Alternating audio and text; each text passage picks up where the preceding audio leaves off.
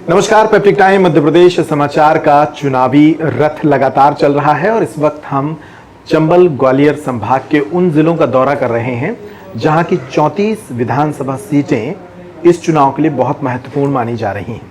कहते हैं कि चंबल और ग्वालियर का ये हिस्सा ही सत्ता के दरवाजे खोलता है। 2018 में इसी हिस्से ने कांग्रेस के लिए सत्ता के दरवाजे खोले थे, जब यहां की 34 विधानसभा सीटों में से 26 सीटों पर कांग्रेस जीती थी, 7 सीटों पर भाजपा जीती थी और 1 सीट बसपा के खाते में गई थी। क्या 2018 का परफॉर्मेंस कांग्रेस यहां दोहरा पा रही है या फिर भारतीय जनता पार्टी एक बार फिर इस इलाके से मजबूत हो रही है? हम दिन भर लोगों के बीच रहे, नेताओं से भी बात की, आम जनमानस से भी उनका मन टटोलने की कोशिश की, लेकिन मिली जुली प्रतिक्रियाएं सामने आई हैं। एक ऐसा विश्लेषण जो इस इलाके की तस्वीर को पूरी तरह से बयान कर सके, इसके लिए किसी कलम नवीस की जरूरत थी। तो हमारे साथ मौजूद हैं अर्पण राउत साहब, जो कि ग्वालियर के एक बहुत ही वरिष्ठ पत्रकार हैं। उनका 20 साल का एक लंबा पत्रकारिता का करियर है। इस करियर के दौरान उन्होंने तमाम बड़े अखबारों में काम किया है। चंबल के रहने वाले हैं और इस क्षेत्र को काफ़ी अच्छे तरीके से समझते हैं, नेताओं की नब्ज को भी जानते हैं और जनता के मन को भी जानते हैं। उनसे एक लंबी चर्चा करेंगे और अपने दर्शकों के लिए कोशिश करेंगे कि वो इस इलाके को समझाने के लिए हमारी मदद करें और यहाँ की सियासी संभावनाओं पर भी बात करें। सबसे पहले तो हमें समय देने के लिए आपका बहुत बहुत धन्यवाद। अर्पण जी, ग्वालियर बड़ा हाई प्रोफाइल इलाका है इस बार के चुनाव के लिए। 6 सीटें ग्वालियर ज़िले में आती हैं। अगर मैं कहूँ आपसे कि इन 6 सीटों के बारे में मुझे एक 2-2 मिनट की समरी सभी की आप दे दीजिए कि कहाँ कौन से प्रत्याशी की हालत कैसी है, तो दर्शकों को कैसे बताएंगे? देखिए, ग्वालियर की हम बात करें केवल तो 6 सीटें यहाँ पे हैं। शुरुआत हम जहाँ बैठे हैं ग्वालियर पूर्व, वहाँ पर इस बार दोबारा सतीश सिकरवार चुनाव लड़ रहे हैं कांग्रेस से और विधायक अभी वर्तमान में है यहाँ पे। इसके पहले बीजेपी ने मुन्ना गोयल को चुनाव में उतारा था, जो कांग्रेस छोड़ के बागी होके ज्योतिरादित्य सिंधिया साहब आए थे। अभी टिकट बदला गया और महल से एक नया नाम आया, माया सिंह, हालांकि बहुत पुरानी नेता है, आज तक चुनाव नहीं आई है और काफ़ी कम समय में कम समय मिला है उन्हें एकदम टिकट मिलने का काम करने के लिए। दूसरा, सतीश सिकरवार काफ़ी सक्रिय हैं, उनकी वाइफ भी महापौर है, उनका छोटा भाई भी पूर्व विधायक है। घर में 5-6 सक्रिय लोग हैं जिनका अलग अलग अपना पॉकेट है, तो ऐसे में प्रभावशाली तो है। और जब टिकट हुआ था तब पहले दिन से ही मान लिया गया था कि माया सिंह चुनाव हार जाएंगी। अच्छा। मुन्ना गोयल का जिस तरह से लोगों का बगावती हो जाना, विरोध प्रदर्शन करना, महल में पहली बार सिंधिया का उनके समर्थकों द्वारा घेराव करना, टिकट के लिए अड़ जाना। अच्छा, जब वो गाड़ी के सामने लेट गए? बिल्कुल, ये आज तक कभी नहीं हुआ था, ये पहली बार हुआ। इसके बाद चीज़ लगी कि माया सिंह हार जाएंगी, काउंटिंग के दिन 12 बजे तक पैक हो जाएंगी। पर जिस हिसाब से मैनेजमेंट बीजेपी ने किया, सिंधिया जी ने किया और मुन्ना लाल हिसाब से मान गए और इनके पार्टी हिसाब से काम कर रही है, तो सतीश सिकरवार के लिए चुनाव आसान नहीं है। दूसरा, अब कांग्रेस जो सपोर्ट करती है, हालांकि तो सभी सीटों के लिए करेंगे, फिर बात करेंगे हम।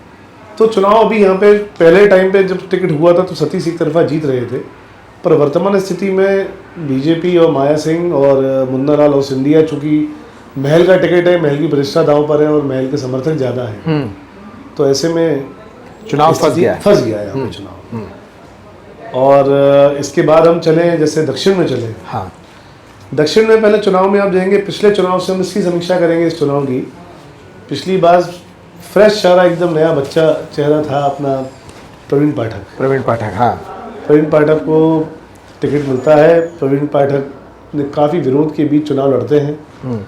बीजेपी में बगावत होती है, पूर्व महापौर समीक्षा गुप्ता निर्दलीय खड़ी हो जाती है, इधर से पूर्व मंत्री नारायण सिंह कुशवाहा खड़े होते हैं।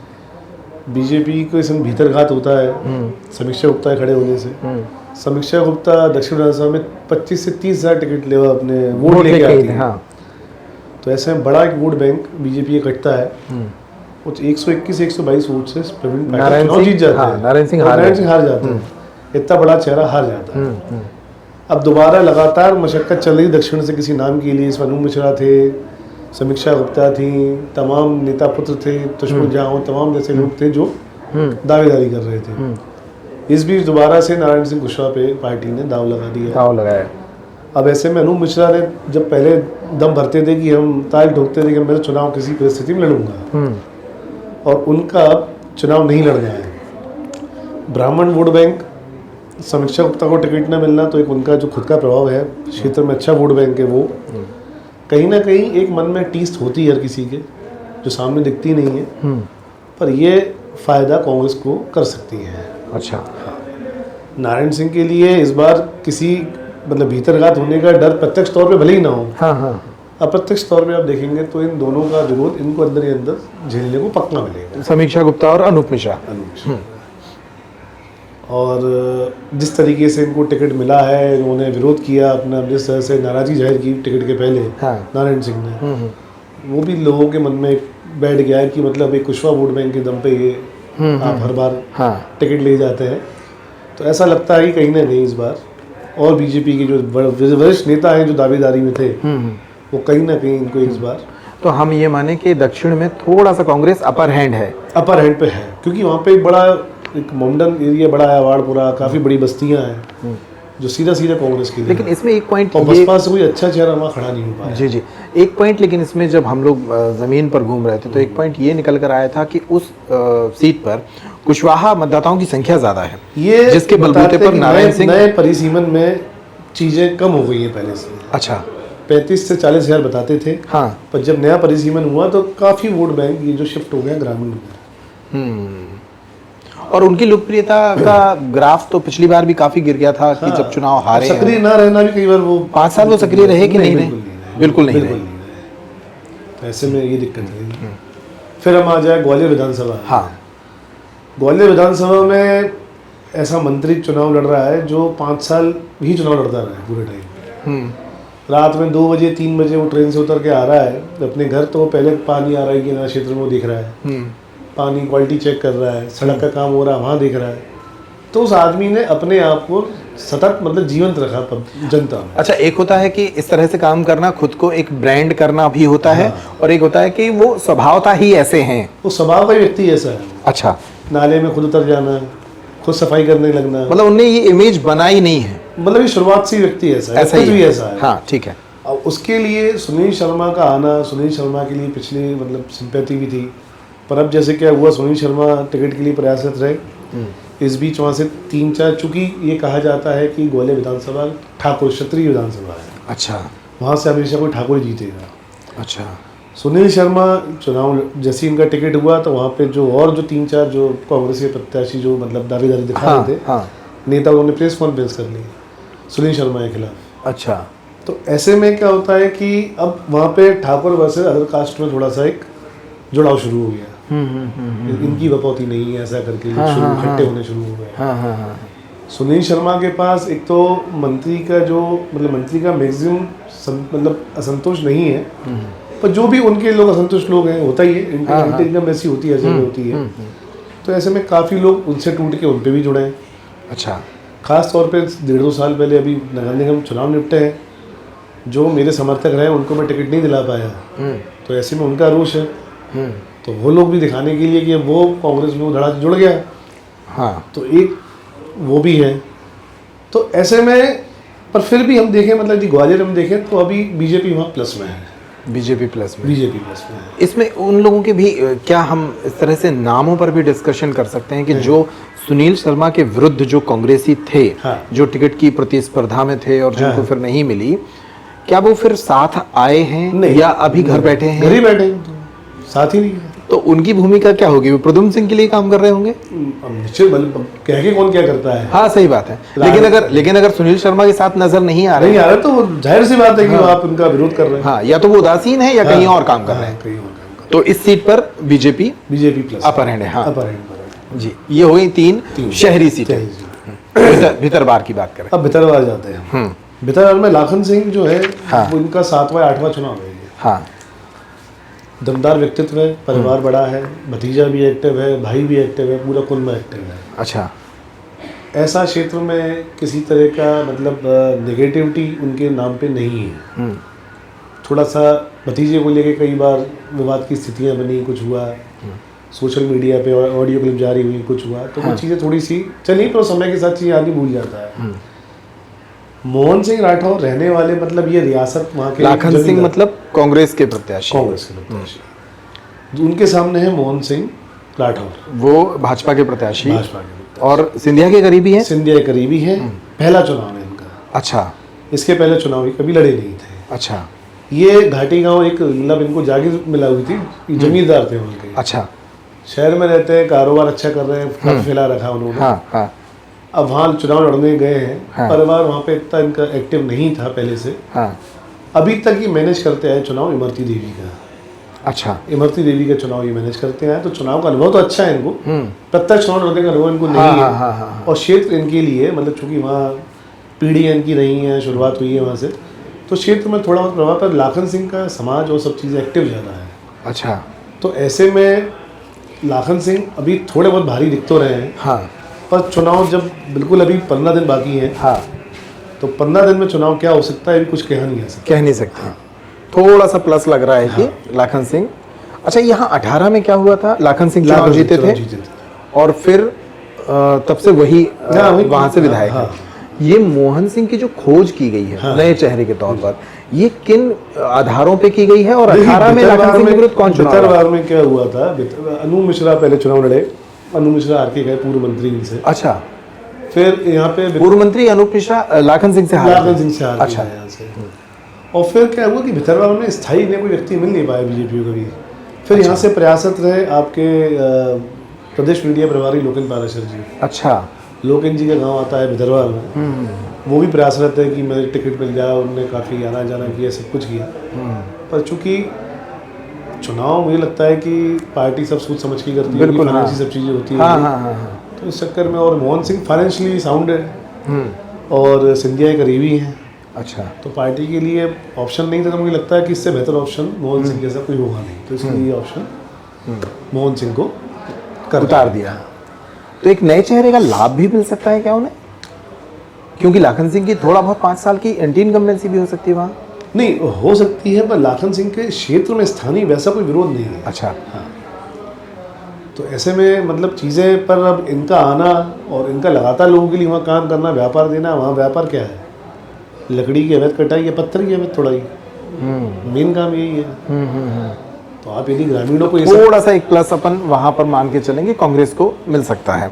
डबरा सीट की बात करें, बहुत हाई प्रोफाइल सीट है। देखिए, डबरा सीट तो प्रो कांग्रेस सीट है, हमेशा से रही। हमेशा से कोई वहाँ पे बीजेपी आई नहीं। इमरती देवी आती है जब बीजेपी से हार जाती है। समधी सामने खड़े सुरेश राजे, वो बीजेपी में थे, वो हारते रहे, कांग्रेस में जीत गए। अब दोबारा आमने सामने है, ठीक। अब दोबारा आमने सामने है, तो आप पर इस बार क्या हुआ कि बड़ा जो भी योजनाबद्ध तरीका कहे या उनका एक वीडियो जारी हो गया। हाँ। सुरेश राजे, काफ़ी चर्चा हुई मध्य प्रदेश में। काफ़ी चर्चा हुई, काफ़ी किरकिरी हुई। पर ऐसा व्यक्तित्व तो हमने पहली बार देखा जीवन में कि जिसका 12 बजे वीडियो जारी होता अश्लील, और सब कुछ स्पष्ट है क्या है क्या नहीं। और वो व्यक्ति 1 घंटे मीडिया के सामने और सबके सामने और मीडिया हाउस जा के अपनी सफाई दे रहा है। हाँ। और चेहरे पे शिकन नहीं। तो और नकार दिया कि ये वीडियो मॉर्फ करके मतलब बनाया गया है। आदमी इतना इजीली इतने बड़े घटनाक्रम को इजीली स्किप कर गया कि ये बड़ी काबिल तारीफ। हाँ, बिल्कुल। और उसमें एक चीज और भी है कि कांग्रेस ने भी उस वीडियो को कोई तवज्जो नहीं दी। सुरेश राजे को दोबारा मैदान में उतारा। दूसरा क्या हुआ, इमरती देवी का इस घटना के 2-3 बार एक ऑडियो आ गया। हाँ, कि पैसे ले लो या ले लो, थोड़ा उससे भी डैमेज कंट्रोल हुआ। उससे क्या लगा, एक सिंपैथी होगी कि बताओ इन्होंने षड्यंत्र करके इसको ऐसा फंसाया है।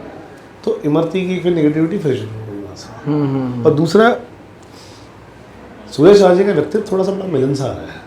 अच्छा। बहुत मिलनसार, बहुत डाउन टू अर्थ मिलने वाला व्यक्ति है। तो व्यवहार, आप यदि पहली बार मिलेंगे लगे यानी कि पहली बार मिल उस व्यक्ति से, कैसे ना जाने कितना पुराना मिलने वाला व्यक्ति है। अच्छा। तो व्यवहारिक बहुत कुशल आदमी है। और कांग्रेस की सीट है, तो मुझे लगता है कि, और वहाँ पे सबसे बड़ी बात, डबरा में तो स्थिति अप्रत्यक्ष तौर पे नरोत्तम जी तय करते हैं। और नरोत्तम जी तो इमरती देवी जी का जो व्यक्तित्व है वो आप जानते हैं बड़ी भारी डोमिनेटिंग है। और अपने क्षेत्र में कोई भी अपने से बड़ा ताकतवर एक शख्सियत नहीं चाहता है। तो कहीं ना कहीं और से इमरती देवी देख के सकते हैं। भाजपा में आने के बाद से उनके बीच की जो रस्साकसी रही है वो हाँ, पूरे हमेशा मध्य प्रदेश ने वहाँ- देखी हाँ, है। वहाँ तो देखिए, वहाँ पे आप थानों की पोस्टिंग से लेके हाँ। किसी की पोस्टिंग आप देख लें, दोनों में जमकर रार चलती है वहाँ पे। तो वो चीज़ स्पष्ट है वहाँ तो कांग्रेस वहां भी थोड़ा अपर प्लस हैंड है, थोड़ा नहीं, काफी है। काफी अपर हैंड है, चुनाव हार सकती है। एक स्टंट कल उन्होंने खेला है, मैं कल उनकी एक सभा को कवर कर रहा था और फिर बाद में उनका इंटरव्यू भी किया। उन्होंने एक स्टंट खेला, उस पर भी आपका कमेंट लेंगे। वो कह रही हैं कि ये मेरा आखिरी चुनाव है, मैं डबरा को जिला बनाने के लिए लड़ रही हूँ और अगर सरकार आज जिला बना दे तो मैं आज चुनाव मैदान से बाहर हो जाऊंगी। इस चीज का इम्पैक्ट पड़ेगा पब्लिक में? नहीं, बिल्कुल नहीं पड़ेगा। कोई वजनदार बात नहीं है डबरा के लिए ये कोई कि उसके जिला नहीं बनाने है। की पर बात वो हो। इमरती के लिए, इमरती की बातों में अब मुझे लगता नहीं कि लोग आएंगे नहीं। अच्छा, इमरती के एक तो बयान, बड़ी उसके बयान भी ऐसे रहते हैं कि हमेशा चर्चा में रहती है। हाँ हाँ हाँ हाँ, तो लोगों ने गंभीरता से लेना बंद कर दिया। ठीक। तो इस तरह से ये पूरी 6 सीटें ग्वालियर की हो जाती हैं। इन 6 सीटों पर अभी हमने बारी बारी से चर्चा की, अब कुछ ऐसे पहलुओं पर भी चर्चा करें जो ग्वालियर को तय करते हैं। जैसे सिंधिया, ज्योतिरादित्य सिंधिया का ये गृह क्षेत्र है, उनका इलाका है। उनका इलाका होना भारतीय जनता पार्टी के लिए कितना फायदेमंद साबित होता है, वो किस किस तरह से इस इलाके को प्रभावित करते हैं और इस चुनाव में 6 सीटों पर उनका कहां कहां मजबूत दखल है, इन 6 सीटों में उनके कौन कौन से लोग हैं, मतलब पूरी चर्चा सिंधिया को लेकर। देखिए, निश्चित तौर पे ग्वालियर का हम नाम लेंगे तो ज्योतिरादित्य सिंधिया का नाम आना स्वाभाविक है। और इतना बड़ा व्यक्तित्व है कि जिसने मध्य प्रदेश सरकार अपनी शर्तों पे गिरा दी। और आप देखिए, कांग्रेस जहां मतलब 34 सीटों में मतलब इतने 26 सीटें लेके आती है। उनके उनके उस जब दौर में जब वो तय करते थे, गुना से मुरैना एक वन मैन शो हुआ करता था। और उसके बाद देखिए, आप सत्ता पलट होने के बाद जब दोबारा उपचुनाव होते हैं, उसके बाद भी सम्मानजनक सीटें वो अपनी बचा लेते हैं। हाँ। और तब जब उन्हें गद्दार जब उन्हें कहा गद्दार गया। और कितने उन पे लांछन लगे, उसके बाद उन्हें वो सब चीज करके आते हैं। इसके बाद आप देखेंगे तो बीजेपी में, जैसे आप मैं बहुत दूर की आपको बताता हूँ कि बीजेपी में आप देखेंगे कोई सेकंड लाइन, कोई एनर्जेटिक ऐसा चेहरा नहीं है जिस पे बीजेपी अब आने वाले 5 या 10 साल खेल पाए। इस रीजन में आप देखिए, नेशनल उस पर भी देखेंगे। हाँ। कोई ऐसा चेहरा नहीं जिसको आप यहाँ से महाराष्ट्र में आके खड़ा कर दें, या उसको आप केरल में आके खड़ा कर दें, या मणिपुर में आके खड़ा कर दें, उत्तराखंड में खड़ा कर दें। आपको ऐसा एक चेहरा बीजेपी पे नहीं है। ज्योतिरादित्य सिंधिया अब वो चेहरा है जो मराठी बोल सकता है, जो वहाँ इंग्लिश में भी बोल सकता है, पढ़ा लिखा लिटरेट, एक बड़ा डायनामिक पर्सनैलिटी है कि जो जमीन पे ही बैठ सकता है, मास और क्लास दोनों के साथ डायलॉग कर सकता है।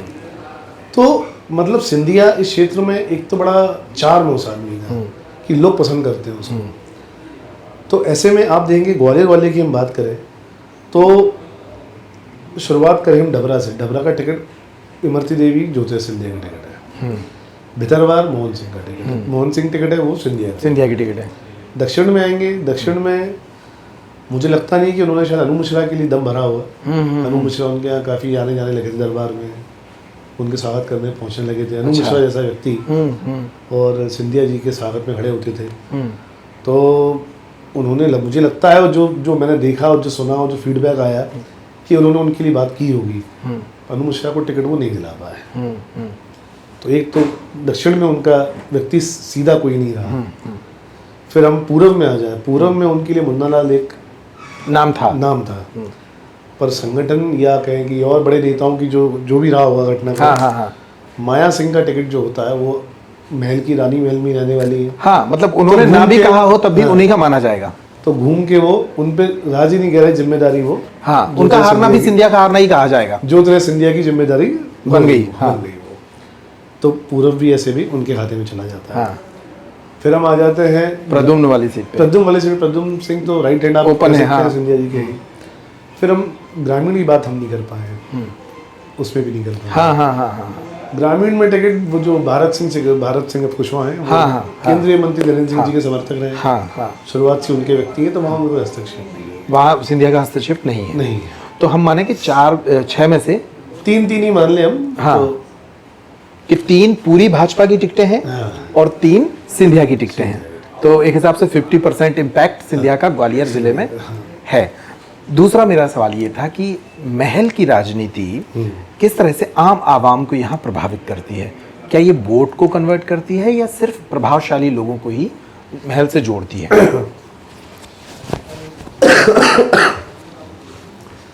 मैं आपको बताऊं, सिंधिया का एक अपना अलग क्रेज़ है। पीढ़ी दर पीढ़ी जो लोग यहाँ पे पैदा हुए हैं और जिनकी पीढ़ियों पर उन्होंने सुना है, देखा है, आज यहाँ मेडिकल कॉलेज हो, चाहे यहाँ पे आज जो महाराज बाड़ा आपने देखा हुआ यहाँ का जो कलेक्ट्रेट था पुराना, यहाँ का नगर निगम का जो जल विहार है, यहाँ पे मैक्सिमम चीज़ें हैं। यहाँ का जो तिगरा डैम में जो पानी आता है, ये जो सिंधिया परिवार की देन रही है रियासत काल से। अच्छा। तो यहाँ बच्चा पैदा होता है तो शुरुआत से उसके मन मस्तिष्क में उस परिवार के लिए एक इमेज है उसकी कि वो हमारे यहाँ के राजा हैं। हाँ, मतलब एक इमेज हो गई कि यार वो इतना बड़ा परिवार है, इन्होंने ऐसा किया वैसा किया। तो एक इमेज उनके लिए एक परसेप्शन बना हुआ है। हाँ हाँ। दूसरा, उस परिवार ने मतलब कभी एक तो समाज की कभी राजनीति कभी नहीं की सुनती है, या इसको माइनस कहें या प्लस कहें, कि उसने कभी अपने समाज के लोगों को इतनी तवज्जो मतलब नहीं ली कि लगे कि हाँ भैया बहुत घोर परिवारवाद है, परिवारवाद, समाजवाद है। हाँ, समाज ने बताया कि मराठा समाज के लिए करते हैं, ऐसा कुछ नहीं है। सारे समाज के लोग उनसे जुड़े हुए हैं, सबसे उनका जुड़ाव है। दूसरा, शिक्षण संस्थान सिंधिया स्कूल,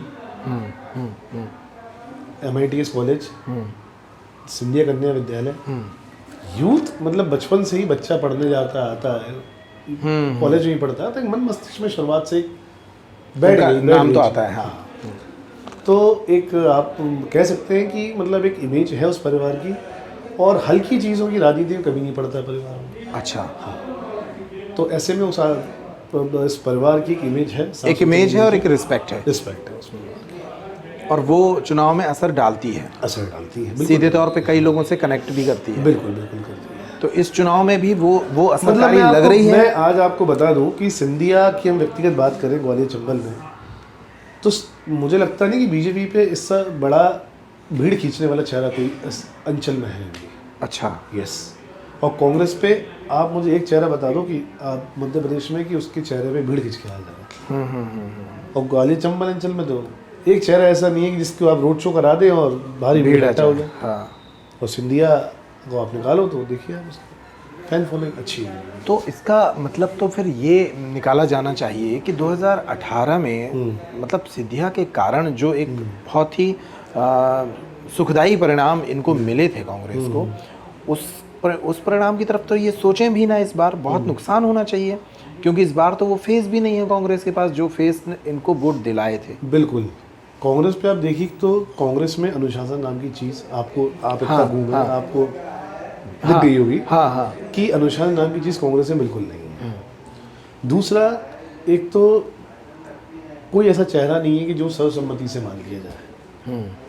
संगठन का एक दबाव होता है, एक लक्ष्मण रेखा होती है, वो बीजेपी में तो दिखती है साफ कि भाई अमित शाह आ रहे हैं या शिवराज सिंह या नरेंद्र सिंह, कैडर वाइज चलता है।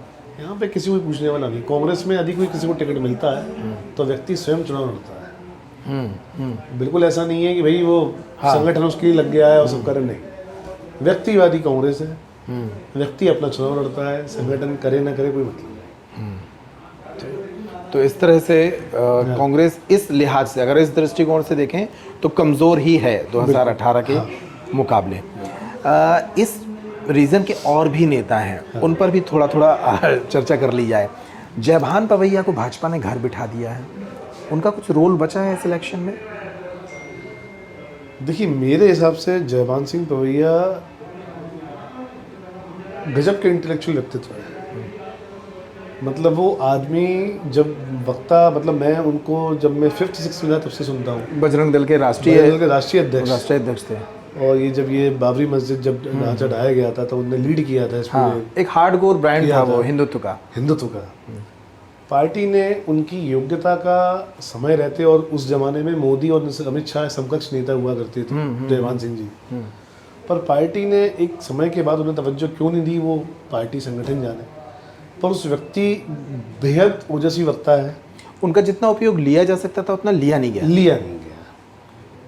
तो उनमें आज भी वो स्टेमिना या वो बचा है, वो ऊर्जा है। बिल्कुल, बहुत ज़बरदस्त ऊर्जा है आज। यदि मैं कहता हूँ कि यदि वो मंच पे आके यदि उद्बोधन दें अपना, तो जितना अध्ययन उस व्यक्ति पे है और जितना ओजस्वी वक्ता वो है, बीजेपी पे नहीं है इतना कोई। तो ये इसको इस तरह से देखें कि प्रद्युम्न सिंह तोमर ने उन्हें चुनाव हराया था ना, हाँ। 2018 में। तो सिंधिया या महल के खिलाफ उनकी पूरी राजनीति रही, और वही सिंधिया जब भाजपा में हावी हुए तो एक तरह से क्या उन्होंने ये फैसला लिया कि उन्हें घर बैठ जाना चाहिए, या पार्टी ने ही देखिए, उन्हें कहीं अपनी और मर्जी से- शिफ्ट करने की सुविधा नहीं पाई? आप देखिए ना कि जब कांग्रेस में सिंधिया हुआ करते थे तो उन पे अटैक किसने किए जयभान सबसे सिंह ज्यादा? पवैया। जयभान सिंह पवैया, प्रभात झा। आज वर्तमान दोनों की स्थिति देखिए अब क्या है। दोनों पार्टी में अपने हाशिए पे हैं इस समय। पार्टी ने या तो हमके पार्टी इनका यूज किया उस टाइम पे और जम के खरी खोटी इनसे कहलवाई, और उनने जब यूज कर लिया, अब आपके आज के दौर में आज दोनों कोई मतलब कहीं कोई इतना एक्टिवली इनको पार्टिसिपेट नहीं किया रहा है। तो इनके साथ एक फैन फॉलोइंग भी होगी, इनका एक काडर भी होगा। बिल्कुल। वो काडर क्या भूमिका निभा सकता है इस इलेक्शन में? देखिए, हर नेता अब इतने एक तो भाजपा में बहुत बड़ा कैडर होता नहीं है, या बहुत बड़ी फैन फॉलोइंग किसी नेता की होती नहीं है, होगा भी तो थोड़ा ही होगा। पर अब इसमें आप देखेंगे कि देखो, कोई भी नेता यदि दुखी है तो वो अपने हिसाब से काम करवा देता है, पर खुल के नहीं आ सकता वो। तो काम करने वाले करवा देते हैं और कर भी रहे होंगे। और हमारी जानकारी में तो बहुत सी चीज़ें हैं कि कौन क्या कर रहा है। तो अनूप मिश्रा की बात करें, वो भी मतलब नेपथ्य में गए हैं राजनीति के, वो क्या कर रहे हैं और उनकी क्या भूमिका होगी? अनूप मिश्रा बड़ा दमदार व्यक्तित्व है, अटल जी के भांजे रहे हैं। तो उन्होंने शुरुआत से इतना सब कुछ बड़ा बड़ा देखा है, पर समय के साथ वो अपना एक कैडर मेंटेन नहीं कर पाए। और मुझे लगता है कि एक उम्र के बाद आदमी को संतुष्ट हो जाना चाहिए। ये दोबारा चुनाव लड़ने की जो उन्होंने जो जिद पाली, उसमें फिर उन्होंने अपने कद से नीचे उतर के जिस हिसाब से और नेताओं को उन्होंने दामन थामने की कोशिश की, प्रयास किए, और टिकट न मिलना कहीं ना कहीं इतने बड़े कैरेक्टर को कहीं ना कहीं डैमेज कर देता है। डैमेज करता है। तो ये 3-4 बड़े चेहरे जो ग्वालियर के होते थे, प्रभात झा, जयभान सिंह पवैया, अनूप मिश्रा, ये 2023 में एक तरह से गायब है। गायब है। इनकी कोई बहुत बड़ी भूमिका इस चुनाव में दिख नहीं रही है। ठीक है। भाजपा और कांग्रेस पार्टी कैडर की दृष्टि से एक मेरा सवाल है कि ये दोनों पार्टियां किन मुद्दों को लेकर चुनाव लड़ रही हैं? क्योंकि पिछले 5 वर्ष में जो 2 चुनाव हुए हैं, और ये तीसरा भी हम इसमें जोड़ लें तो ये 3 चुनाव हो गए। तीनों चुनाव के तरीके, तीनों चुनाव के मुद्दे और तीनों चुनाव के चेहरे बहुत अलग अलग रहे हैं। 18 का इलेक्शन अलग तरह से लड़ा गया, उसके बाद जो उपचुनाव हुआ वो गद्दारी और धोखेबाजी इस पर लड़ा गया। ये चुनाव किस मुद्दे पर लड़ा जा रहा है? भाजपा और कांग्रेस दोनों की दृष्टि से बताइए। देखिए, कांग्रेस कभी मुद्दे बना नहीं पाई। आप देखिए, प्रदेश में पटवारी कांड जो होता है, पटवारी भर्ती में कितना बड़ा कांड होता है, संविदा शिक्षा भर्ती में कितना बड़ा घोटाला होता है, व्यापम कांड, ये इतने बड़े कांड हुए इस मध्य प्रदेश में, पर कांग्रेस वो कैसे नहीं करा पाई कभी। कांग्रेस में आंदोलन की क्षमता खत्म हो चुकी है, और जबकि ये क्षमता बरकरार बीजेपी में है। बीजेपी के पास स्ट्रेटजी के लिए बनाने वाले बड़े अच्छे ब्रेन हैं जो अच्छा यूज़ करते हैं सिस्टम का। आप देखेंगे कि चुनाव के पहले कैसे लाडली लक्ष्मी योजना, लाडली बहना योजना लॉन्च की जाती है, किस लेवल पे लॉन्च की गई। प्रधानमंत्री आवास योजना, मतलब एक जो 55 से ज़्यादा % का जो वोटर है जो बिलो पॉवर्टी लाइन है, जो उसके लिए है, इन सबको उन्होंने कैप्चर कर लिया बीजेपी ने। और वो भी 1/3 महिलाओं को। हाँ, मतलब मैं जिस जिले का बच्चियों को स्कूटी दे रहे हैं, लैपटॉप दे रहे हैं। आप लाडली बहना को हर महीने मैं 1500 दूंगा, हर महीने 2000 दूंगा, 10,000 तक ले आने का लक्ष्य है मेरा। यदि ऐसी बातें हो रही हैं लगातार, और जो आप देखेंगे कि इस आदमी मतलब कायदे से देखें और नैतिकता के तौर पे देखें, तो आप किसी को कुछ करने देना ही चाह रहे हैं। उन्हें आप सब रेडी सर्व है, सब दे रहे हो, तो खुश है आदमी। तो एक वो हितग्राहियों का जो बहुत बड़ा वर्ग तैयार कर रही है भाजपा, बिल्कुल, वो बड़ी ताकत है, बड़ी ताकत है उसकी, स्कीम्स बड़ी ताकत है। बिल्कुल। और कांग्रेस का हम देखें, कांग्रेस बातें कर रही भ्रष्टाचार मिटाएंगे, ये करेंगे वो करेंगे, पर कोई सॉलिड ऐसी कुछ बात नहीं है उनमें, ना सॉलिड चेहरा है। तो यहाँ जी तो कांग्रेस की गुटबाजी भी खाती है बीच में। तो ये बड़े फैक्टर है कांग्रेस का। कांग्रेस जब तक संगठन के तौर पे यदि बीजेपी ऐसा एक डिज़ाइन नहीं तैयार करेगी, अनुशासन का मोड नहीं आ पाएगा, आप देखेंगे बीजेपी के पास उसकी जो मतलब कहते हैं ना कि सिस्टर एजेंसीज होती हैं, जैसे आरएसएस हो गया, भारत विकास परिषद हो गया, बजरंग दल हो फलाना गया, बजरंग दल विश्व हो गया। हिंदू परिषद हो तो इनकी आप देखेंगे इनकी कम से कम 50-100 इकाइयाँ जो लगातार काम करती है बीजेपी के लिए अंदर ही अंदर। और कांग्रेस के पास कांग्रेस एक संगठन है, वही टूटा है 4 जगह। हाँ, तो कोई प्लानिंग ही नहीं है इन पे। अच्छा, एक सवाल बीच में रह गया था कि जिस तरह से एक 34 सीटों को ग्वालियर चंबल क्षेत्र की इन सीटों को एक सूत्र में पिरोने वाला एक बड़ा चेहरा ज्योतिरादित्य सिंधिया 2018 में कांग्रेस के पास था, आज की डेट में कांग्रेस के पास इतने बड़े रीजन का कोई एक ब्रांड है? नहीं, कोई नहीं है। कोई नहीं। हर सीट पर बंदा अकेला लड़ रहा अकेला लड़ है, रहा है। जिसको टिकट मिली है बिल्कुल वही नेता है। बिल्कुल कोई दूसरा बड़ा फेस यहाँ पर कोई नहीं, कांग्रेस ने तैयार ही नहीं किया। नहीं हुआ। इसका बड़ा नुकसान नुकसान। कांग्रेस को हो सकता है। एक चीज़ और, मैं जिस तरीके से अभी तक का इलेक्शन जहाँ तक पहुँचा है और आप बता रहे हैं कि 18 के परफॉर्मेंस से बेटर परफॉर्म कर सकती है बीजेपी, अगल बगल की सीटों नहीं, बेटर ये नहीं बोला मैंने। हाँ, मैंने बताया फैक्टर प्लस बताया। अभी आपने व्यक्ति और संगठन की मुझसे बारीकियां पूछी हैं। आपने हिडन चीजें नहीं पूछी मुझसे भी कि वो क्या होने वाली वो है। भी बताइए। हाँ, वो भी बताइए।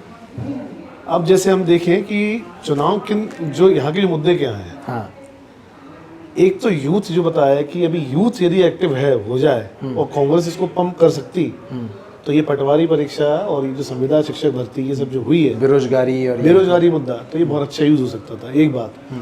तो आपको लगता है हम 15-17 दिन में ये नहीं, सब कर मैं तो पाएंगे? कह रहा हूं नहीं हो सकता। दूसरा अपन बताऊं, कुछ मुद्दे बड़े हैं, जैसे 2 अप्रैल कांड जो हुआ था यहाँ पे 16 में। हाँ हाँ, मैं उस पर आ रहा था। हाँ, ये कांड होने के बाद इतना बड़ा वर्ग दलित वोट बैंक बीजेपी से टोटल कट ऑफ हो गया, और वो अभी भी कट ऑफ है। 100% कट ऑफ है।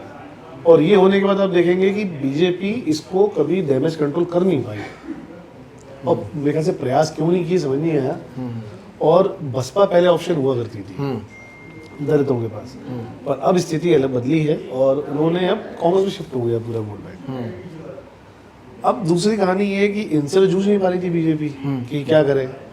तो क्या होता है, बीजेपी ने बड़ी स्मार्टली बसपा के नाम पे कुछ एक्टिव चेहरे दलित वोट बैंक कट करने के लिए खड़े किए विधानसभा में, जो कहीं ना कहीं कांग्रेस को डैमेज करेंगे हर विधानसभा में। ये अंदर की खबरें तो मतलब हम पे रहती है, पर आप यदि उसको मतलब ऑन द कैमरा हाँ, नहीं कह ये सकते। ऑफिशियल नहीं आ पाती ये चीज़ें। और बसपा के टिकट जहाँ जहाँ भी होल्ड हुए, हाँ वो बीजेपी ने होल्ड की है, जी। और कांग्रेस का टिकट होने के बाद फिर वैसा व्यक्ति उतारा गया वहाँ पे। जो कांग्रेस को नुकसान पहुंचा सके। बिल्कुल। मैं ये समझना चाह रहा हूँ कि ग्वालियर चंबल रीजन को इस चुनाव में जाति की राजनीति कितना प्रभावित कर रही है? क्या 18 में भी ऐसा हुआ था या इसका कोई पुराना इतिहास भी है, और इस चुनाव में क्या वो राजनीति का एक बड़ा पहलू भी हो सकता है? आप देखेंगे कि 18 के चुनाव की अब बात कर रहे हैं, इसके पहले 2 अप्रैल कांड हुआ था। हाँ, ठाटेपुर क्षेत्र पड़ता है यहाँ पे। वहाँ पे वर्ग संघर्ष हुआ था सवर्ण और दलितों में, गोली चली, काफ़ी मारकाट हुई, 3-4 हत्याएं हुई इसमें। उस घटनाक्रम के बाद से पूरे देश में एक माहौल बना, और उसका सेंटर था ग्वालियर। उसका परिणाम आपको देखने को मिला कि दलित वोट बैंक कैसे शिफ्ट हुआ कांग्रेस में, और सब चीज़ें हुई। बीजेपी उस घटनाक्रम का कभी डैमेज कंट्रोल नहीं कर पाई। नतीजा ये रहा कि वो स्थायी चीज़ें हो गई कांग्रेस के पास। बसपा को कभी ऑप्शन फिर इन लोगों ने माना नहीं, उन्हें मालूम है सरकार बसपा नहीं बना सकती, नहीं बना सकती, तो इसलिए कांग्रेस में शिफ्ट हो गया है वोट बैंक। अब शिफ्ट होने के बाद ये हुआ कि अब बीजेपी को जब लगने लगा कि अब इनको हम नहीं तोड़ पा रहे हैं, तो बसपा से मुझे लगता है कि अंदरूनी गठबंधन होगा कि टिकट में ऐसे चेहरे खड़े कर दिए जाते हैं जो कांग्रेस का ये नुकसान कर जाए, वोट बैंक कुछ काट लिए। तो एक तो दलित वोट बैंक एक बड़ा कारण है, एक बड़ा घटनाक्रम, एक बड़ा रीज़न है। दूसरा बड़ा रीज़न आप देखेंगे, दूसरा बड़ा रीज़न अब जो तत्कालिक घटनाक्रम यहाँ जो हुआ, हमारे यहाँ 25 सितंबर को गुर्जर आंदोलन हुआ, गुर्जर आंदोलन में आप देखेंगे कि यहाँ पे 10,000 आदमी जुटता है, शहर की 8-10 घंटे लॉ एंड ऑर्डर की स्थिति बिगड़ती है, गाड़ियाँ फूटती हैं, एसपी, कलेक्टर, संभागीय आयुक्त, ऐसा कौन वरिष्ठ मतलब IAS IPS की गाड़ी नहीं बचती है। कलेक्ट्रेट पे आंसू गैस से गोले चलते हैं, गोलियाँ चलती हैं, पथराव होता है, शहर का लॉ एंड ऑर्डर स्थिति बिगड़ जाती है। 300-400 वाहन आंदोलनकारियों के जब्त हो जाते हैं, आधा सैकड़ा लोग गिरफ्तार होकर जेल पहुंच जाते हैं। सरकार के खिलाफ आक्रोश था, उसमें भी बड़ी स्ट्रेटजी तैयार करके एक इसमें एक बड़ी पार्टी, एक नेशनल लेवल की पार्टी है जिसने बड़ी स्ट्रेटजी तैयार की। इसमें ये IB की रिपोर्ट है इसमें कि उन्होंने ये एक दोबारा से एक वर्ग संघर्ष की कहानी तैयार करी, जिसमें आप देखेंगे कि गुर्जर और ये जो दूसरा आपका क्षत्रिय वोट बैंक को आपस में क्लैश कराएंगे, बड़े इरादतन। और जब ये होने के बाद जब गिरफ्तारी होती, सब होता है, तो उसमें यादव समाज भी आता है। फिर जब देखेंगे कि जब गिरफ्तारी के विरोध में फिर आंदोलन होता है कि रिहा करने के लिए, तो पीछे से प्रकट हो जाते हैं आपके चंद्रशेखर रावण, भीम आर्मी के नेता इसमें शामिल हो जाते हैं। तो अब दलित भी इसमें दोबारा पीछे से आ जाता है। तो गुर्जर, यादव, OBC और फिर आपके दलित वोट बैंक कैसे जुट जाना, ये एक बड़ा संकेत है। तो और ये अंदर ही अंदर ये चीज़ चल रही है। तो एक तो बीजेपी को ये डैमेज करेगा। मैं वही इसको आसान भाषा में इसको ऐसे समझें कि OBC, दलित और गुर्जर, ये जो 3 बड़ी कम्युनिटीज हैं, वो अभी भी कहीं ना कहीं सॉफ्ट कॉर्नर के साथ हैं कांग्रेस के। और अगर उसमें वही करंट बह रहा होगा, बिल्कुल, तो वो अंदर अंदर कांग्रेस को फायदा पहुंचा सकती हैं और इसका नुकसान भाजपा को झेलना पड़ सकता है। ठीक है, थोड़ा सा हम अगल बगल की जिलों की सीटों पर भी चर्चा करेंगे, क्योंकि इस रीजन में कई बड़े नेता भी चुनाव लड़ रहे हैं। भिंड की अगर बात करें, भिंड में क्या माहौल आप देख रहे हैं? 4 सीटें वहाँ पर हैं, लाहौर, मेहगांव, भिंड और अटेर। वहाँ क्या पोजीशन बन रही है? जैसे लाहौर में लाहौर से गोविंद सिंह और गुड्डू शर्मा। गोविंद सिंह कांग्रेस के प्रत्याशी हैं, वरिष्ठ नेता हैं, और गुड्डू शर्मा, अवनीश शर्मा भाजपा के नेता हैं। देखिए, गुड्डू अमरीश जो है काफ़ी समय से सक्रिय है और दबंग नेता की छवि रखते हैं, और VD शर्मा के काफ़ी नज़दीकी व्यक्तियों में से एक है। ठीक है। और अभी तक गोविंद सिंह को टक्कर देते हैं रसाल सिंह देते आए थे।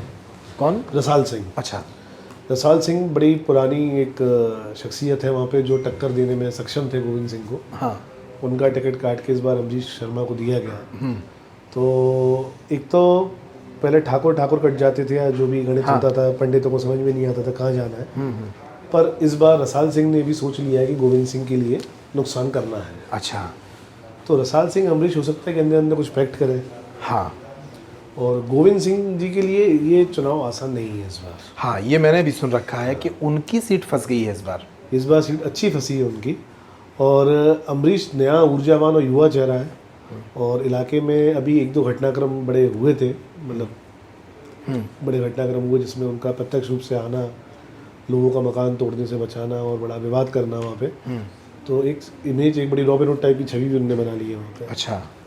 और लगातार 35-40 साल से कोई विधायक है, और किसी एक परिवार का ही ज़्यादा यदि प्रभाव रहता है तो क्षेत्र में एक एंटी इनकम्बेंसी तैयार हो जाती। तो इस बार गोविंद सिंह जी को 2 फैक्टर और इसमें क्या काम गोविंद सिंह जी का एक तो ये है कि गोविंद सिंह का जो भांजा है या इनके परिवार है वो डिवाइड हो गया। उनका एक भांजा मेहगांव से कांग्रेस चुनाव लड़ रहा है। अच्छा। राहुल भदौरिया। हाँ। तो ऐसे परिवार भी डिवाइड हो गया, तो परिवार भी आधा वहाँ है आधा यहाँ है। वो भी एक नुकसान हो सकता है। वो भी नुकसान की वजह बन सकती है। एक बात और यहाँ पर, क्या ठाकुर ब्राह्मण राजनीति को लेकर भी कई बार वहाँ से बयान आए? गोविंद सिंह ने एक बार कहा था कि हमारे यहाँ तो थानेदारों की पोस्टिंग भी ब्राह्मणों की पूछ कर या जातियाँ तय करके ही की जा रही हैं। इसका भी वहाँ इम्पैक्ट है चुनाव में?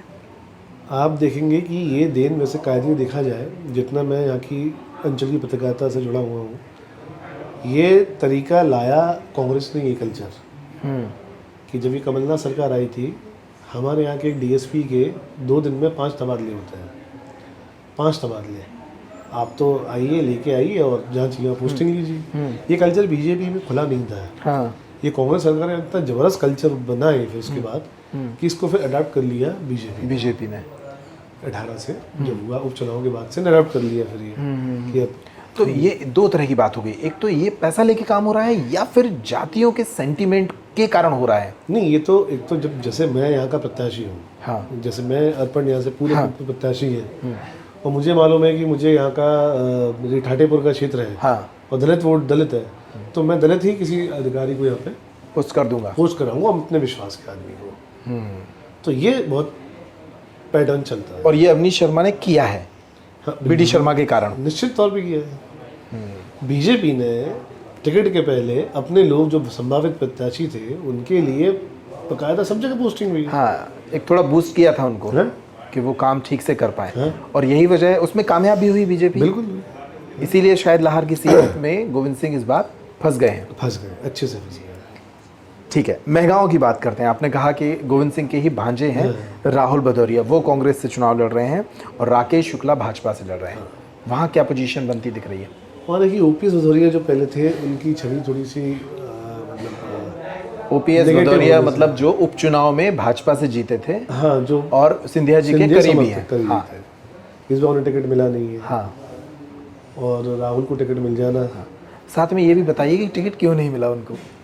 उनकी क्षेत्र में इमेज बहुत खराब हो गई थी। खराब हो गई थी, और उनका लगातार ऐसे ऐसे मंच से इस तरह से नेगेटिव बोलना, अक्खड़पन दिखाना, तो उससे थोड़ा सा क्षेत्र में एक तो उनका विरोध काफ़ी भाजपा असहज थी उनसे। हाँ, और मैसेज भी हो गया था, आईबी की रिपोर्ट में भी था कि ये हार जाएंगे चुनाव। अच्छा, हाँ, तो ऐसे में फिर इनको फिर राहुल शुक्ला कौन है और क्यों खोजा राहुल गया? भदौरिया इनके भांजे हैं। नहीं ना, उनके साथ राकेश शुक्ला, माफ कीजिए। राकेश शुक्ला पूर्व अपने मंत्री रहे, मिनिस्टर रहे। राकेश शुक्ला बीजेपी के पुराने नेता हैं। हाँ, इनके बड़े भाई सीनियर एडवोकेट हैं, और अच्छा, संघ से काफ़ी जुड़ाव रखते हैं, और दमदार दबंग छवि का नेता, ब्राह्मण चेहरा है वहाँ का। तो एक तरह से विचार परिवार के ही व्यक्ति को टिकट दे दी गई। सिंधिया के भाजपाई को हटा के विचार परिवार का व्यक्ति लाया गया। राहुल भदौरिया क्या है? नया यूथ है, नया लड़का है एकदम। अच्छा, इनके साथ जो बैकिंग थी वो डॉक्टर गोविंद सिंह की डॉक्टर थी। गोविंद सिंह की। ठीक है, यहाँ क्या पोजीशन बन सकती है? राकेश शुक्ला। राकेश शुक्ला अपर हैंड है यहाँ पर। ठीक है, भिंड की बात करें, बहुत महत्वपूर्ण सीट ये भी है, राकेश चतुर्वेदी और नरेंद्र कुशवाहा। देखिए, भिंड में आपको बता दूं कि भिंड में ये जो स्थिति बनी है अभी, तो राकेश जी तो पुराना नाम है, दमदार नाम है। उनका लड़का भी काफ़ी एक्टिव है क्षेत्र में, और नरेंद्र कुशवाहा वहाँ पे नरेंद्र सिंह जी तोमर के काफ़ी नज़दीकी माने जाते हैं। अच्छा, और उनकी ही जिद पे उन्हें टिकट दिया गया। और इसके पहले जो विधायक थे, अपने जो वर्तमान विधायक रहे यहाँ पे, संजीव सिंह कुशवाहा संजू, बसपा से भिंड से चुनाव जीते थे, और बीडी शर्मा और शिवराज सिंह चौहान ने कमिटमेंट पे बीजेपी ज्वाइन की थी, और उनको दोबारा टिकट नहीं मिला। नहीं दी। हाँ, ऐसे सिंपैथी तो है उनके लिए। पिताजी सांसद रहे हैं उनके, पूर्व विधायक रहे ही हैं वो। और ऐसे में एक रवि सेन जैन करके एक जैन समाज से सपा पे एक व्यक्ति खड़ा कर दिया गया। अच्छा, जो नरेंद्र सिंह जी कहने पे भी बैठ गए हैं फिलहाल। अच्छा, तो चुनाव वहाँ भारी फंसा हुआ है, लेकिन नुकसान बीजेपी को ज़्यादा है, बीजेपी को हो सकता है नुकसान, क्योंकि संजीव नुकसान करेंगे बीजेपी का। बिल्कुल बिल्कुल। और जो और माहौल, कांग्रेस का जो वोट बैंक है वो बसपा का, चूंकि पुराना वोट बैंक ऑलरेडी ले रखा है उन्होंने। अच्छा, अब ये संजीव के लिए इजी रहेगा ये सब चीज़ें। एक बहुत महत्वपूर्ण सीट है जहां बहुत सारी लोग जानना भी चाह रहे हैं, उस पर बहुत चर्चा हो रही है, अटेर। हेमंत कटारे और अरविंद भदौरिया, मध्य प्रदेश के सहकारिता मंत्री अरविंद भदौरिया इस सीट पर चुनाव लड़ रहे हैं। वहाँ क्या पोजीशन? देखिए, अटेर में जो स्थिति है, अटेर में अरविंद भदौरिया की आईबी की रिपोर्ट में तो इनको नेगेटिव फीडबैक गया है। और जो हेमंत कटारे हैं, हेमंत कटारे पहले चुनाव जीते, फिर हारे, विवादों में फंसे, आपको पता ही होगा, बड़ा घटनाक्रम में उलझ गए थे। क्षेत्र में सक्रिय, मतलब जो इनके पिता की जो छवि थी, हाँ, फिर भी वैसी छवि नहीं बना पाए। थोड़ा सा व्यवहार की कुशलता की कमी कहे उनको। आज भी मुझे लगता है कि उनसे ज़्यादा उनकी माँ को क्षेत्र में ज़्यादा सम्मान है।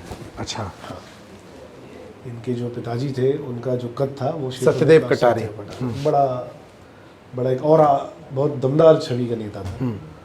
उनकी वजनदारी अपनी अलग थी। वो छवि बेटा फिलहाल तो नहीं बना पाए। तो ऐसे में अब अरविंद भदौरिया के खिलाफ जो एंटी इनकम्बेंसी होगी तो हेमंत कटारिया कुछ ले जाए फायदा तो ठीक है, उन्होंने हेमंत कटारिया कुछ अपनी दम पे कमाल ऐसा कुछ कर जाए खास वो एक फैक्टर और इसमें मैंने सुन रखा है, एक बसपा से मुन्ना भदौरिया हैं शायद यहाँ, वो भी एक फैक्टर है इस सीट पर। बिल्कुल है। तो उनका प्लस माइनस किसके साथ जा रहा है? देखिए बसपा तो जहाँ भी खड़ी हुई है वो नुकसान कर रही है कांग्रेस को। कांग्रेस का। तो उसी पतवार के सहारे जो है अरविंद भदौरिया जी की नाव पार लग सकती है। लेकिन अभी जो फीडबैक आ रहा है उसमें बताया जा रहा है कि वो काफ़ी कमज़ोर है। काफ़ी कमज़ोर है। उनका फीडबैक आईबी की रिपोर्ट में भी उनके लिए नेगेटिव फीडबैक था। मुरैना की बात करते हैं। मुरैना की भी 5 सीटें हैं, 1-1 मिनट का फीडबैक इस पर भी आपसे लेंगे। सबसे पहले बात करते हैं मुरैना की बहुत महत्वपूर्ण सीट जिस पर पूरे देश की नज़र है, दिमनीपुर, दिमनी सीट। हाँ, ये मध्य प्रदेश के बड़े नेता और केंद्रीय कृषि मंत्री नरेंद्र सिंह तोमर को इस सीट पर चुनाव उतारा गया। पहला तो यही आपसे पूछेंगे कि क्यों उतारा गया है, क्या ज़रूरत पड़ गई थी इस सीट की, ऐसी क्या ज़रूरत थी कि नरेंद्र सिंह जैसा बड़ा व्यक्तित्व इस सीट पे लाया जाए?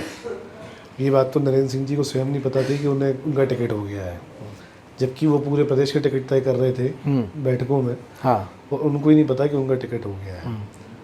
अभी संगठन क्यों इतने बड़े नामों को, प्रहलाद पटेल जैसे आपके वहाँ से खड़े किए गए, हाँ, नरसिंहपुर से, राकेश सिंह आपके जबलपुर से करे गए, ये किए गए, इतने बड़े चेहरे जब ये लाए हैं, और नरेंद्र सिंह जी को, मतलब नरेंद्र सिंह का आप हम देखें तो मोदी सरकार में टॉप 5 मिनिस्टर्स में नाम है, एक अलग कैडर है, एक अलग हो रहा है। उस व्यक्ति को दिमनी जैसी विधानसभा से खड़ा कर देना थोड़ा सा उनके स्टैंडर्ड से बड़ा लो ला देता है। हाँ, वो कांग्रेस सही कह रही है कि तोपों से तमंचों का काम लिया है। तोपों से तमंचों का काम करा रहे हैं। लोग खुद कह रहे हैं कि 3 स्टार लगने के बाद आप दरोगा बनने क्यों आ रहे हैं, तो ये लोग वहाँ कमेंट टॉन्ट भी मार रहे हैं। दूसरा क्या है, वो जिस क्षेत्र से उनको मिला वो तवर घार कहलाता है। तवर घार, अच्छा, तोमर, मतलब तोमर ठाकुर, क्षत्रिय ठाकुर का ही वो इलाका है, अच्छा, क्षेत्र में। वहाँ से आप देखेंगे तो नरेंद्र सिंह तोमर के खिलाफ रविंद्र सिंह बड़ौसा, हाँ, रविंद्र सिंह तोमर खड़े हुए हैं। तीसरा एक नाम है बलवीन दंडौतिया, हाँ, बसपा से। बसपा का जो व्यक्ति रविंद्र भड़ौसा जो है वो तोमर होने से चीज़ें कहीं ना कहीं डिस्टर्ब होंगी। और बलवीर दंडौतिया जो है वो ब्राह्मण चेहरा है, एक तरफा जाएगा। और बसपा का एक जो दलित कैडर होता है जाएगा, वो प्लस होगा। तो ऐसे में नरेंद्र सिंह जी के लिए, और नरेंद्र सिंह जी के दोनों बच्चे, चाहे रघु हो चाहे आपका ये रामू हो, ये दोनों वहाँ प्रचार कर रहे हैं। उनकी वाइफ भी प्रचार में लगी हुई है। नरेंद्र सिंह जी चूँकि पूरी प्रदेश की जिम्मेदारी होने से पूरा समय नहीं दे पा रहे हैं, तो ऐसे में चीज़ें, मतलब हो सकता है कि एन वक्त पे पूरा ताकत झोंक दे अपनी। और हालांकि सब चीज़ों में सक्षम है ही नरेंद्र सिंह जी। हालांकि फिलहाल स्थिति कठिन है, बिल्कुल कठिन है, आसान नहीं है स्थिति। इस सीट पर ज़रूरत क्यों आन पड़ी? मतलब ये सीट क्या कांग्रेस जीत रही थी बार बार, या इसी बार अपना रविंद्र सिंह बड़ौसा जीता है। हाँ, बाकी अब चाहते तो उनको पहले मतलब किसी और को भी उतारा जा सकता था। तो नरेंद्र सिंह जी को लाना मतलब ये समझ से परे रहा है हर किसी के लिए। तो फंसी है ये सीट नरेंद्र सिंह की भी। सुमावली की क्या स्थिति है? भाजपा से ऐंदल सिंह कंसाना इस बार हैं, कांग्रेस से अजब सिंह कुशवाहा हैं, और बसपा से कुलदीप सिंह हैं। और अजब सिंह कुशवाहा का शायद यहाँ पर कुछ टिकटों का परिवर्तन भी, हाँ, एक्सचेंज हुआ था। यहाँ क्या स्थिति बन रही है? देखिए, अजब सिंह कुशवाहा जो है बड़ा लो प्रोफाइल कैरेक्टर है। दूसरा, यहाँ से एक तो कांग्रेस से चुनाव जीतने के बाद उनका टिकट पार्टी काट देती है। आर्थिक कई मामलों में उन पे, मतलब जैसे FIR हो रखी है, और विवादास्पद रहे, कई केस लगे उन पे, सुसाइड केस में भी उनका आरोप लगा, उन पे केस लगा, उसमें ज़मीन घोटालों में ही काफ़ी रहे, तो काफ़ी विवादास्पद कैरेक्टर हो गया था वो। पार्टी ने किनारा कर लिया होगा। कुशवाहा वोट बैंक बड़ा है वहाँ पे, गुर्जर वोट बैंक बड़ा है, ठाकुर वोट बैंक बड़ा है सुमावली में। ऐंदल सिंह कंसाना दमदार परिवार है, और गुर्जर कम्युनिटी से आते हैं। और कुलदीप सिकरवार का हो जाना, कुलदीप सिकरवार हालांकि बड़ा नया सा चेहरा है, और ज़्यादा क्षेत्र में पकड़ मुझे लगता नहीं होगी, और कोई छवि ऐसी भी नहीं है कि जो उन्हें कुछ ज़्यादा प्रभावशाली हो। उनका वहाँ से टिकट कट जाना, पहले होना, फिर कट जाना, फिर अजब सिंह का हो जाना। अजब सिंह स्टैंडिंग MLA भी होने से उनका एक तो क्षेत्र में प्रभाव है, हाँ, दूसरा लोग उनने काफ़ी जोड़ रखे हैं। ऐंदल सिंह से अच्छी फाइट करेंगे वो, पर कुलदीप का टिकट कट जाना और बसपा से आ जाना, तो अजब सिंह के लिए नुकसानदेह हो सकता है। हो सकता है। तो इस तरह से देखें तो ये भाजपा के लिए थोड़ा अपर सीट बन रही है। हाँ। ठीक है, जौरा की बात करते हैं। जौरा में भाजपा से सुविधार सिंह हैं, कांग्रेस से पंकज उपाध्याय हैं। पंकज, चूंकि पंकज में दिक्कत हर बार स्थानीयता का अभाव आ जाता है। ये बाहरी है वहाँ के लिए? बाहरी है। अच्छा। हाँ, ये यहाँ लोकल नहीं है, ये हर बार कई इंदौर के पास से आते हैं और चुनाव के समय एक्टिव रहते हैं, चुनाव लड़ते हैं और चले जाते हैं। और सूबेदार सिंह रजौदा स्टैंडिंग एमएलए और क्षेत्र में अच्छा नाम है, दमदार नाम है, लगातार सतत संपर्क रहने वाला आदमी है। और पंकज उपाध्याय कुछ ज़्यादा कमाल करने की स्थिति मुझे तो लगती नहीं लग रही। तो भाजपा के लिए ठीक ठाक सीट है ये। ठीक ठाक इसके बाद अंबाह सीट की बात करें, ये रिजर्व सीट है। हाँ। भाजपा ने यहाँ कमलेश जाटव को उतारा है। कांग्रेस का डेटा नहीं है मेरे पास कि कांग्रेस से यहाँ कौन है। कौन सा बताया आपने? अंबाह सीट। हाँ, देवेंद्र सखवार है यहाँ से और कमलेश जाटव। कमलेश जाटव जो कि पहले रहे, एक्टिव रहे हैं और मेरे ख्याल से शायद विधायक रहे हैं पहले। हाँ। तो कमलेश जाटव की स्थिति मुझे लगता है ज़्यादा सपोर्टिव रहेगी वोट के हिसाब से। एक सीट और है सबलगढ़, भाजपा से सरला रावत और कांग्रेस से बैजनाथ कुशवाहा। बैजनाथ कुशवाहा मेरे ख्याल से स्टैंडिंग एमएलए है अभी। हाँ। है। तो बैजनाथ कुशवाहा चूँकि जितना फीडबैक है क्षेत्र का, हाँ, उससे बैजनाथ मुझे लगता है ज़्यादा प्लस की स्थिति में रहेंगे, बनेगी। तो ये जो इस पूरे हम चर्चा को एक दो पहलुओं पर और करके और विराम करेंगे। ये जो 34 विधानसभा सीटें हैं, इन विधानसभा सीटों पर अगर हम फिगर्स पे आए तो जैसे मैं पिछला फिगर आपको बता रहा था कि 26, 7 और 1, 26 सीटें कांग्रेस को मिली थी, 7 बीजेपी को मिली थी और 1 बसपा को मिली थी। इस बार क्या फिगर बन सकता है? मतलब आज की डेट में चीज़ें बदल भी सकती हैं, 10 दिन 15 दिन का भी वक्त भी। देखिए, बसपा इन 34 सीटों पे एक हाथ सीट पे कुछ कर जाए कमाल। ठीक है, भिंड में शायद तो हो सकता है कुछ कमाल कर जाए। बाकी बसपा मुझे कहीं इस अंचल में तो कहीं स्थापित मतलब जीतती सीट नहीं दिख रही है। तो यानी ज़्यादातर सीटों पर नेट टू नेट फाइट है। हाँ। भाजपा और कांग्रेस की। हाँ, सीधी फाइट है। और अब सीटों में बंटवारा हम देखें तो जब 1-2 महीना जब बचा था तब कांग्रेस के पक्ष में लग रहा था कि कांग्रेस इस बार अच्छा माहौल बना रही हो, करेगी। पर चुनाव जैसे नज़दीक आता जा रहा है वैसे वैसे कांग्रेस पिछड़ती दिख रही है। और बीजेपी लगातार बड़े नेताओं के दौरे होना, अमित शाह का लगातार 4 दिन में 2 बार ग्वालियर आ जाना, और जिस हिसाब से जिस प्रोफाइल के लीडर, प्रधानमंत्री का खुद आना, जिस प्रोफाइल के लीडर बीजेपी के पास है, कांग्रेस पे नहीं है, कमी करती है उसकी। तो ये चीज़ें मुझे लगता है कि कांग्रेस इस बार उतना सम्मानजनक आंकड़ा नहीं जुटा पाएगी।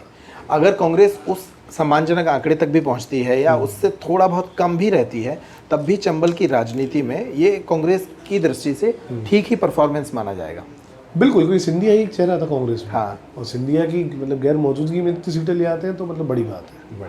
क्योंकि कांग्रेस का संगठन कभी नहीं लड़ता, कांग्रेस का व्यक्ति चुनाव लड़ता अपनी दम पे। और कोई करके इतना और सामने इतना बड़ा यदि आपका राइवल इतना मजबूत हो, उसके सामने आप यदि जीत ले रहे हैं तो बहुत बड़ी बात है। चलिए, बहुत धन्यवाद आपका इस लंबी चर्चा में हमें वक्त देने के लिए। आप अर्पण राउत जी थे। ग्वालियर चंबल रीजन की पूरी सीटों पर हमने बारी बारी से चर्चा की और ये जानने की कोशिश की कि हर सीट पर हवा का रुख क्या है। इस चर्चा में इतना ही। आप देखते रहिए पैप्टिक टाइम। नमस्कार।